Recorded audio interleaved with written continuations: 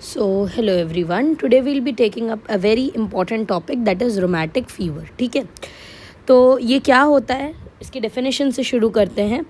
Rheumatic fever is an acute condition. ठीक है, immunologically mediated condition. That means immune system is playing an important role or pivotal role behind the pathophysiology of this particular condition. अभी हम देखेंगे क्या इसकी pathogenesis होती है.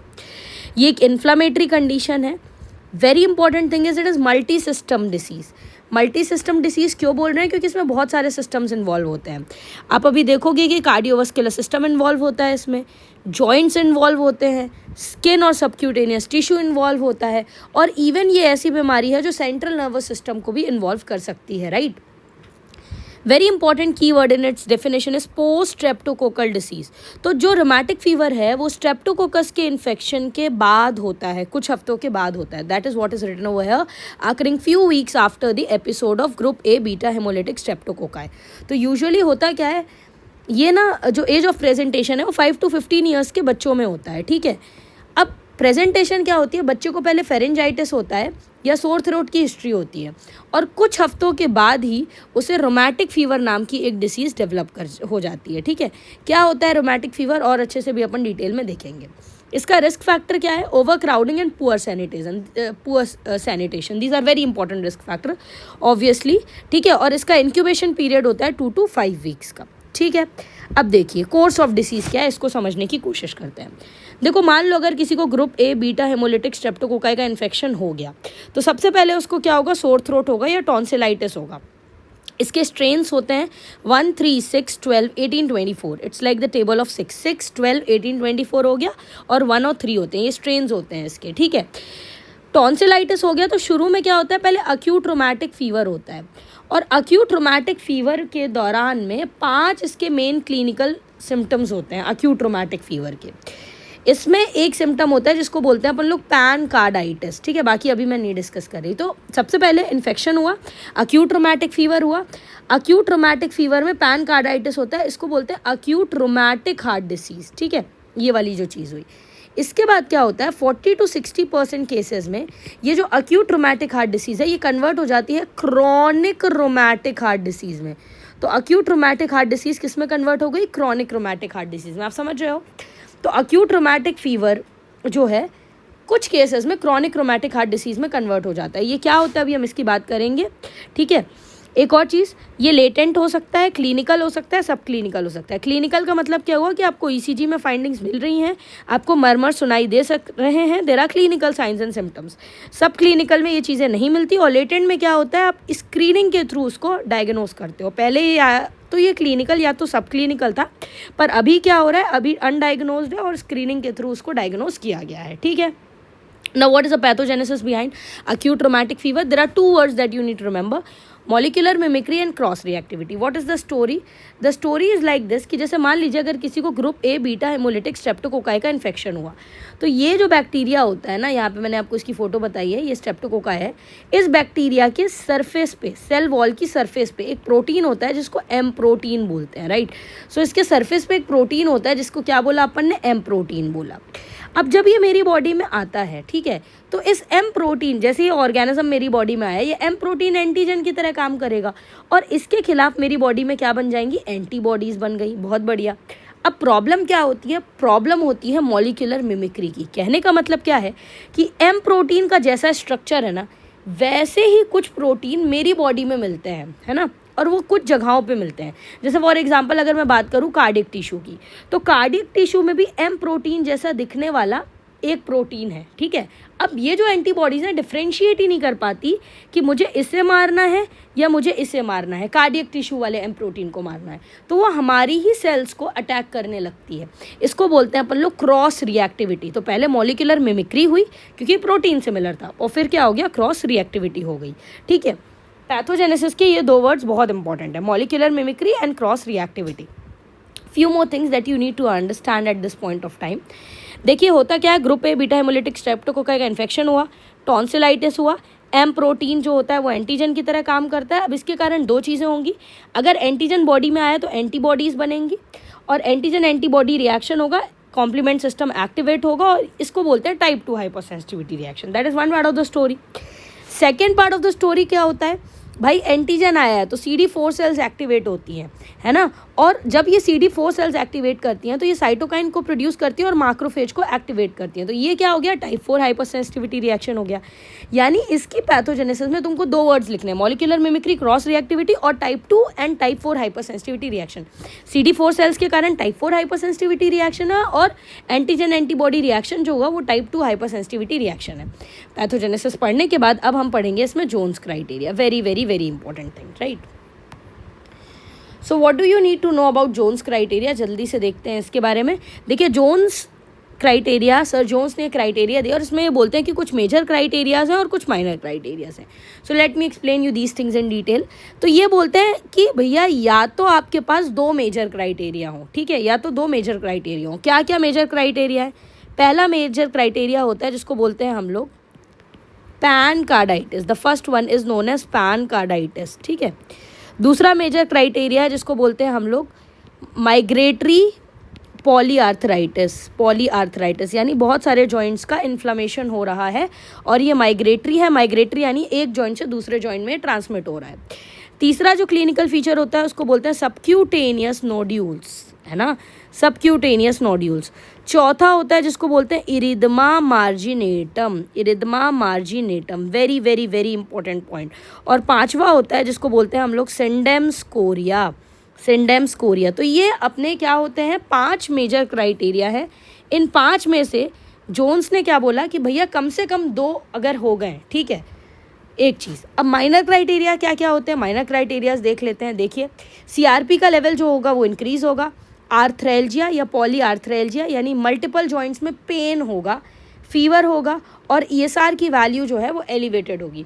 यहाँ पे आपसे एक बहुत कैरेक्टरिस्टिक क्वेश्चन पूछा जाता है कि जो हाई रिस्क एरियाज़ हैं और जो लो रिस्क एरियाज़ हैं उनमें ये वैल्यूज़ कैसे चेंज हो जाती है, right. So I want you to understand that also, so let us get into the details of that, ठीक है। देखिए जैसे मान लीजिए अगर मैं बात करूँ हाई रिस्क एरियाज़ की, ठीक है, हाई रिस्क एरियाज़ की, और मैं एक जगह लूँगी लो रिस्क एरियाज़ को, ठीक है। हाई रिस्क एरिया यानी जहाँ पे डिसीज़ का प्रेवलेंस क्या है, जहाँ पे डिसीज़ का प्रेवलेंस ज़्यादा है, right. For example India is an developing country, वहाँ पे ओवर क्राउडिंग ज़्यादा होती है तो वो एक हाई रिस्क एरिया आ गया, ठीक है। तो अगर हाई रिस्क एरियाज़ की मैं बात करूँ तो उसमें एक अलग क्राइटेरिया चलेगा माइनर में और लो रिस्क में एक अलग क्राइटेरिया चलेगा। So this is a new thing that you can remember over here. तो मैं इसकी बात करती हूँ पहले हाई रिस्क पॉपुलेशन की। तो हाई रिस्क पॉपुलेशन में माइनर क्राइटेरिया की बात हो रही है। माइनर क्राइटेरिया में पहला होता है मोनो आर्थ्रेल्जिया, यानी अगर एक जॉइंट में भी पेन हो रहा है पेशेंट को तो वो अपन माइनर क्राइटेरिया में काउंट कर लेते हैं, ठीक है। अभी मैं माइनर क्राइटेरिया की लिस्ट बना रही हूँ। Jones criteria is very very very important और ये मेजर क्राइटेरिया था, ठीक है। लो रिस्क है जैसे US वगैरह है तो वहाँ पे पॉलीआर्थ्रेल्जिया होना चाहिए, तभी अपन माइनर क्राइटेरिया में इसको काउंट करेंगे। नंबर 1। नंबर 2, अगर हाई रिस्क की बात करूँ तो इसमें फीवर अगर मोर देन 38 डिग्री सेल्सियस है तो ही इसको हाई रिस्क मान लेंगे। यहाँ पे जो फीवर है that should be more than 38.5 degree Celsius, right. अगर मैं बात करूँ ESR की तो more than 30 millimetre per hour, जबकि यहाँ पे क्या होता है, यहाँ पे ESR if it is more than 60 millimetre per hour then I would say then that is categorised as an minor criteria. चौथा आप CRP देख सकते हो, CRP दोनों में 3 मिलीग्राम पर डेसीलीटर से ज़्यादा होना चाहिए। और पांचवा है PR इंटरवल प्रोलॉन्ग्ड होना चाहिए, ठीक है, या चौथा मान लो, ठीक है। देखो अब क्या बोला गया, बोला ये गया कि क्या है क्राइटेरिया, जोन्स क्राइटेरिया समझिए कि भैया या तो 2 मेजर क्राइटेरिया हो, कोई भी 2 मेजर क्राइटेरिया हो, या फिर और we can say 1 major plus 2 minor criteria हो, ठीक है भाई। इरेस्पेक्टिव ऑफ दीज थिंग्स एक चीज़ तो होनी चाहिए, that is evidence of group A beta hemolytic streptococci infection. मतलब मैंने क्या बताया आपको, या तो 2 मेजर क्राइटेरिया हो या तो 1 मेजर और 2 माइनर क्राइटेरिया हो, ठीक है, पर group A beta hemolytic streptococci के इन्फेक्शन का एविडेंस होना चाहिए। थ्रोट स्वैप कल्चर पॉजिटिव हो या एंटी स्ट्रेप्टोलाइसिन O एंटीबॉडी का टाइटर जो है वो क्या है, बढ़ा हुआ है। तो ये एक एविडेंस वाली बात हो गई, ठीक है। अब इसके क्लिनिकल फीचर्स की बात कर लेते हैं। तो I have already told you about these things. Fever होगा, पेनफुल टेंडर जॉइंट्स होंगे, रेड हॉट स्वॉलन जॉइंट्स होंगे, पेनलेस बम्स होंगे, है ना, अभी हम पढ़ेंगे डिटेल में। चेस्ट पेन होगा, हार्ट मर्मर होगा, फटीग होगा, ठीक है। We'll work on that, don't worry. Now, what are the clinical manifestations? That is the point that I need to work upon. So, clinical manifestation, ठीक है। तो इसमें जो सबसे पहला हमें पढ़ना है वो है पैन कार्डाइटिस। सो पैन कार्डाइटिस जो होता है ये मोस्ट कॉमन होता है, पॉइंट नंबर 1। पॉइंट नंबर 2 क्या याद रखना है, पैन कार्डाइटिस का मतलब ही क्या है कि एंडोकार्डियम, मायोकार्डियम और पेरिकार्डियम ये तीनों इन्वॉल्व हो चुके हैं, तो इसको बोलते हैं अपन पैन कार्डाइटिस। तो पहला क्लिनिकल मैनिफेस्टेशन क्या होगा, पैन कार्डाइटिस, यानी एम प्रोटीन यहाँ से मिल रहा है, मॉलिक्यूलर मिमिक्री कर रहा है। दूसरा क्लिनिकल फीचर आपको याद रखना है migratory poly arthritis. Migratory poly arthritis का मतलब क्या है कि जैसे मान लो अभी रिस्ट जॉइंट इन्वॉल्व हुआ, ठीक है, ये पूरी तरीके से रिजॉल्व हो जाएगा, फिर वो इन्वॉल्व करेगा एल्बो जॉइंट को, फिर वो इन्वॉल्व करेगा शोल्डर जॉइंट को, तो एक के बाद एक लार्ज जॉइंट इन्वॉल्व होते हैं। जॉइंट्स कैसे हो जाते हैं, स्वॉलन होते हैं, ठीक है, जॉइंट स्वॉलन होते हैं, टेंडर होते हैं, रेड होते हैं, राइट, ये कुछ कैरेक्टरिस्टिक फीचर होते हैं इसके, ठीक है, तो इसको बोलते हैं माइग्रेटरी पॉलीआर्थराइटिस। ध्यान रखिएगा ये अर्लीस्ट फीचर होता है, ये अर्लीस्ट फीचर होता है। और एक और इम्पॉर्टेंट चीज़, ये एस्पिरिन से बहुत अच्छा रिस्पॉन्स जो है वो शो करता है, तो that has to be also remembered. तीसरा इंपॉर्टेंट क्लिनिकल फीचर्स हमें मिलते हैं सबक्यूटेनियस नोड्यूल्स, आप इनको देख सकते हो। ये जो सबक्यूटेनियस नोड्यूल्स होते हैं ये पेनलेस होते हैं, वेरी इंपॉर्टेंट, ठीक है, और ये एक्सटेंसर सरफेस पे होते हैं, तो ये आपको सबक्यूटेनियस नोड्यूल्स दिख रहे हैं। ये जो आपको दिख रहा है चौथा, इसको बोलते हैं हम लोग इरिदमा मार्जिनेटम। इरिदमा मार्जिनेटम का मतलब क्या है कि मार्जिन में देखो सेंटर पेल, देखो सेंटर जो है वो पेल है एकदम, जो मार्जिन है ना ये मार्जिन जो है ये रेड कलर का दिख रहा है, इसीलिए इसको बोलते हैं इरिदमा मार्जिनेटम या सर्पिचिनस लीजन्स भी इनको बोल सकते हो आप लोग, राइट। सो बेसिकली ये क्या होते हैं, ये रेड कलर के लीजन्स होते हैं और ये नॉन प्रोराइटिक होते हैं, मतलब इनमें ये नॉन इची होते हैं in simple language, right. These are non itchies and these are usually seen on extensor surface. Extensor surface पे अपने को ये देखने को मिलते हैं। एक और चीज़, पहले ना ये ट्रंक में होते हैं और फिर धीरे धीरे ये लिम्स में हो जाते हैं, समझ में आ रहा है आपको। फिर पांचवा इंपॉर्टेंट इसका क्लिनिकल फीचर होता है सिंडेम स्कोरिया। अब ये सिंडेम स्कोरिया क्या है, सिंडेम स्कोरिया का मतलब होता है इनवॉलेंट्री मूवमेंट। सी से कोरिया, सी से काउडेट न्यूक्लियस। क्या होता है, बेसल गैंग्लिया में होता है काउडेट न्यूक्लियस, जब ये काउडेट न्यूक्लियस इन्वॉल्व होता है तो सिंडेम स्कोरिया होता है। इसमें क्या होता है, इनवॉलेंट्री पर्पसलेस मूवमेंट होती हैं जो पेशेंट शो करता है, और इसके ट्रीटमेंट में यूजुअली हम लोग डायज़ेपाम या हम लोग हैलोपेरिडोल देते हैं, ठीक है। तो ये कुछ चीज़ें आपको पता होनी चाहिए क्लिनिकल मैनिफेस्टेशन के बाद। अब हम जो सबसे इंपॉर्टेंट क्लिनिकल मैनिफेस्टेशन है उसको डिटेल में पढ़ लेते हैं, जिसे हम बोलते हैं पैन कार्डाइटिस। देखो इसमें तीनों इन्वॉल्व हो रही है, तो सबसे पहले पैन कार्डाइटिस में हमें क्या पढ़ना है, एंडोकार्डाइटिस पढ़ना है। एंडोकार्डाइटिस का मतलब समझिए भाई, एंडोकार्डियम में ना वॉल्व आ जाएगी और वॉल आएगी, मतलब हार्ट की जो वॉल है इसको म्यूरल एंडोकार्डियम बोलते हैं, और ये वैल्व्यूलर एंडोकार्डियम है। तो सबसे पहले हम वॉल्व में इन्वॉल्वमेंट देख लेते हैं। ज़्यादातर केसेस में वॉल्व क्या होता है, सबसे पहले इन्फ्लेम्ड होती हैं, इडीमेटस होती है, और उसमें क्या होता है, फिब्रिन का डिपोजिशन होने लगता है, ठीक है, जिसके कारण जो वॉल्व होती है ना उसमें वेजिटेशन लाइक अपीयरेंस आपको देखने को मिलती है। So you can see these rheumatic vegetations, ठीक है। तो inflammatory, oedematous, fibrinous, deposition on the valve. किस सीक्वेंस में वॉल्व इन्वॉल्व होती है इसको MATP से याद रख सकते हैं। सबसे ज़्यादा आपकी मिट्रल वॉल्व इन्वॉल्व होती है, फिर एओर्टिक वॉल्व, फिर ट्राइकस्पिड वॉल्व और फिर पल्मोनिक वॉल्व होती है।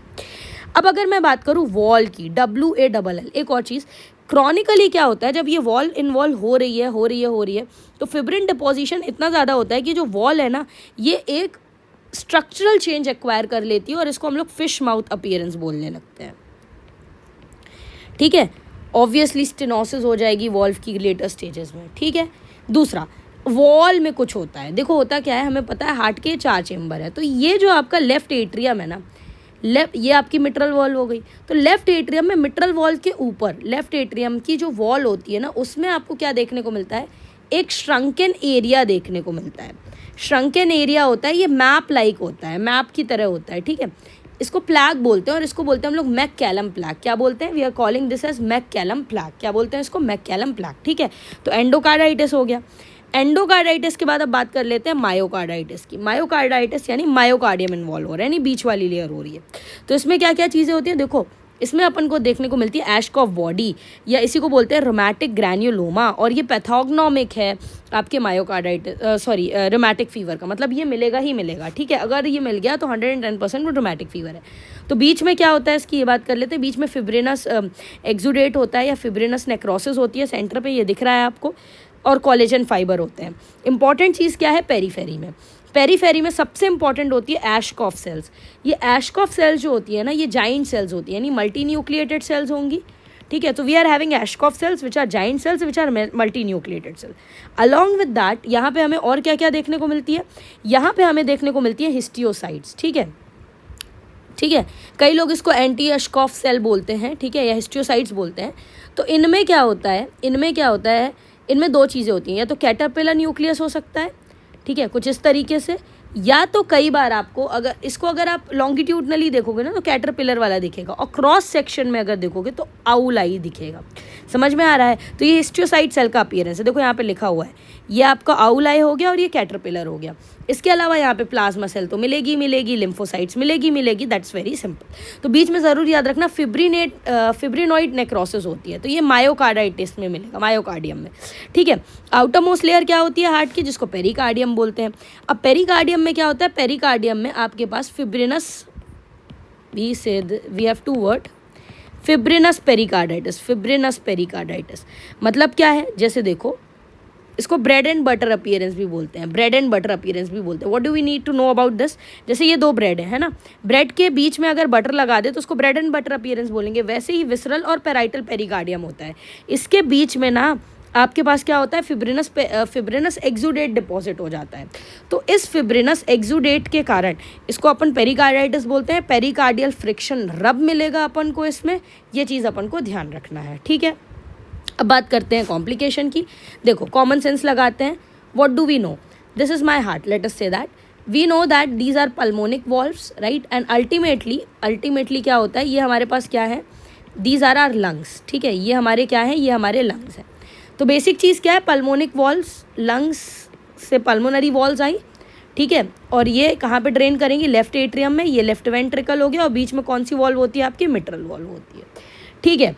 और ये क्या है, ये पल्मोनरी आर्टरी है। पल्मोनरी आर्टरी कहाँ से खून लेकर के आ रही है, ये आपका क्या है, ये है राइट वेंट्रिकल, और ये क्या है, राइट एट्रियम, ये पल्मोनरी आर्टरी है। अब एक सिंपल सी चीज़ समझो भाई, यहाँ पे क्या हो रहा है, ये मिट्रल वॉल्व खराब हो रही है क्रोनिकली। अगर ये मिट्रल वॉल्व खराब हो गई पूरी तरीके से, या मिट्रल वॉल्व की स्टेनोसिस हो गई मान लो, है ना, तो ब्लड कहाँ पे रहने लगेगा, लेफ्ट एट्रियम में रहेगा। तो लेफ्ट एट्रियम का प्रेशर क्या होगा, बढ़ेगा।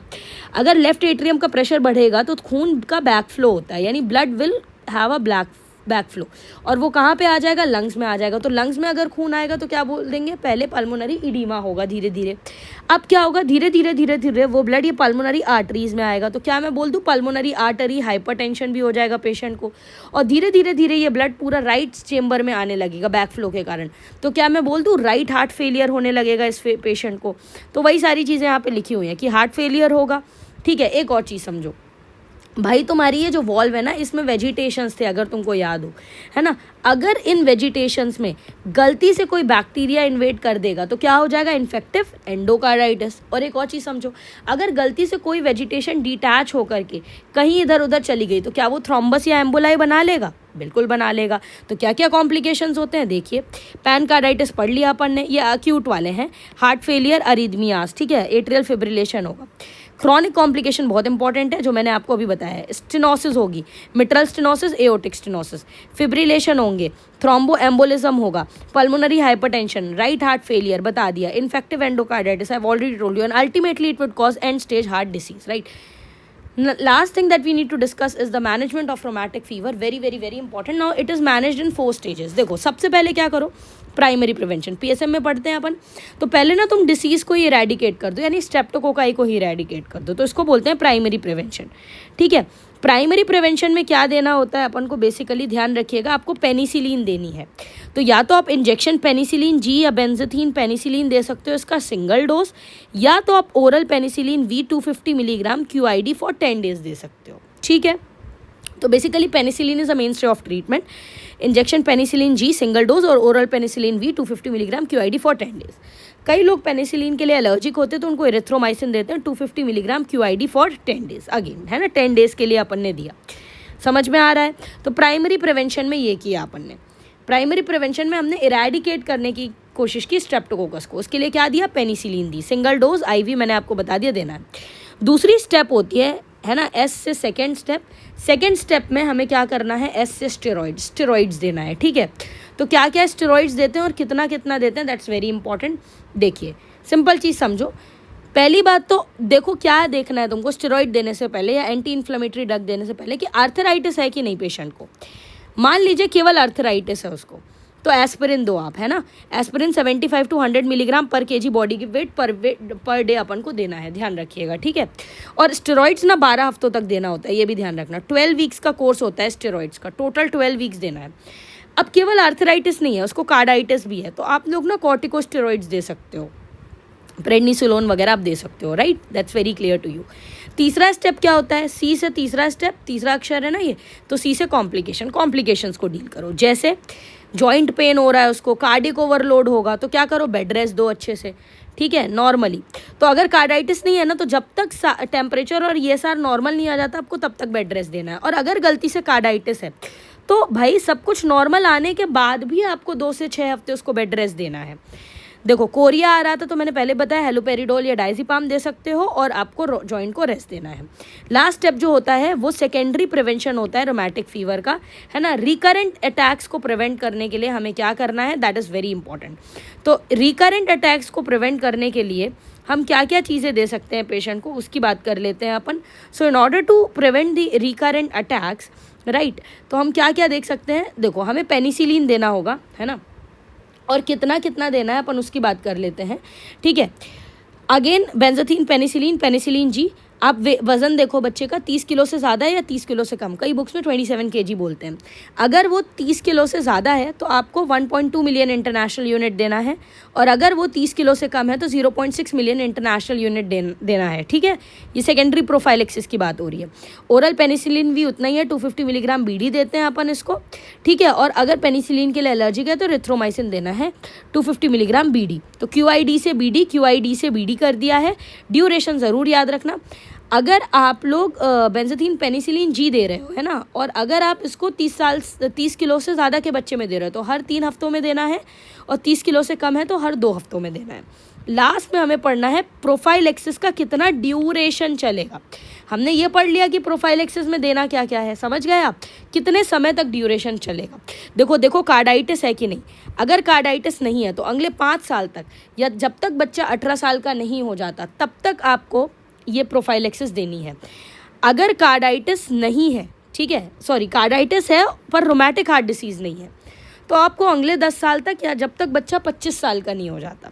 और मान लो अगर रोमैटिक हार्ट डिसीज़ हो गया है, उसको कार्डाइटिस भी है, रोमैटिक हार्ट डिसीज़ भी हो गया, तो जब तक बच्चा 40 साल का नहीं हो जाता, या लाइफ लॉन्ग ही ट्रीटमेंट चलती है ना, कि अगर रोमैटिक हार्ट डिसीज़ हो गया then you will have to give the life long treatment to this patient.